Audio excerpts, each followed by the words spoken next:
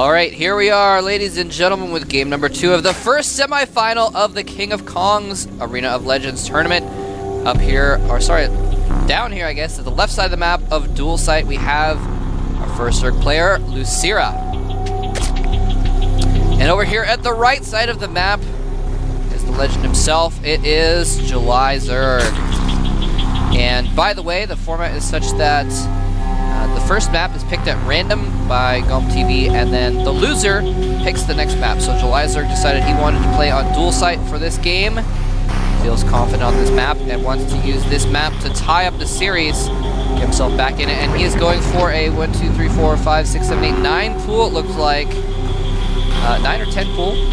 Actually, might not have counted that correctly. No, he's got a couple drones in production, so I think it was a 9 pool. Anyway, and then going for gas as well, so GOMTV, apparently not feeling confident in a longer game, is going for a rush again, although this is a 2-player map, so it's not surprising to see him go for that. Because, well, your opponent knows where you are, so you're going to have some defenses out very early at the very least. But 10 pool or 9 pool, again, I didn't catch exactly where that was, is still very aggressive. Normally you would go for a 14 gas pool, even if you were trying to play a very quick game, and that's exactly what LosirA has gone for, I believe. So there we go, GOMTV again being aggressive here. It might have been hoping, a little bit of metagaming here, might have been hoping that LosirA would know that GOMTV would go 14 and would go for a hatch first or something like that and try to outthink him, but either way the advantage is going to go again to LosirA in the build order here.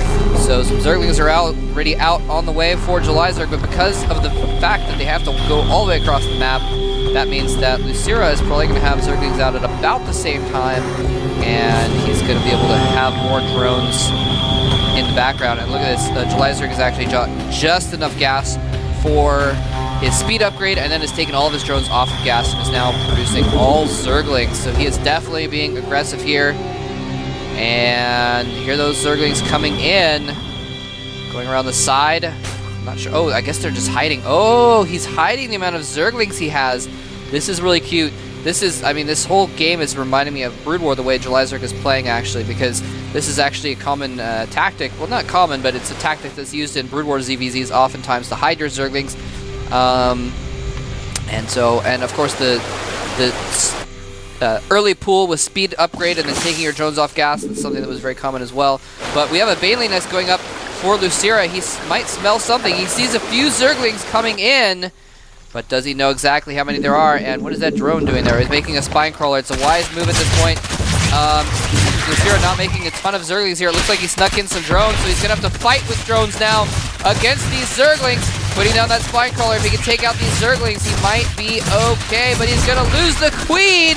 And now it's just drones versus lings, but there are Zerglings about to pop out for LosirA.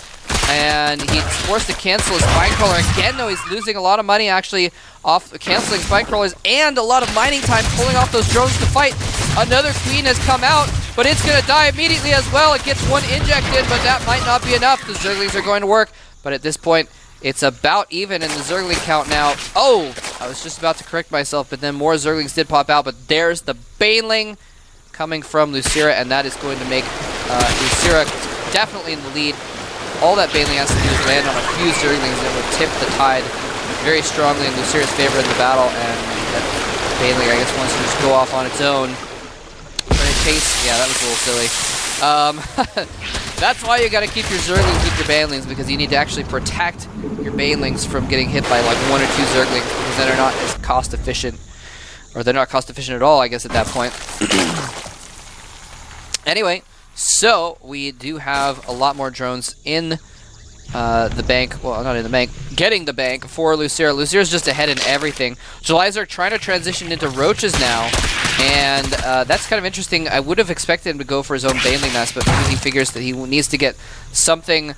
trying to transition to a later tech earlier. And, oh no, a little bit of misclick.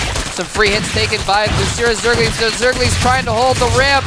Will they do it? There's just not enough. The queen is now trapped. He's trying to get back to the hatchery. No, he's just running for dear life. The queen gets caught and hunted down. And it looks like LosirA is going to take a quick game number 2. Baneling coming in just to make matters worse. The roach is popping out, but it's not enough. GG coming from GOMTV.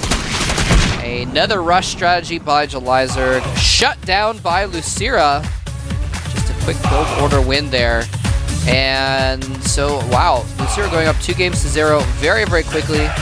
LosirA is deep in a hole, and he's going to have to climb his way out of it. It's going to be long and arduous for him to get out of this hole of a 2-0.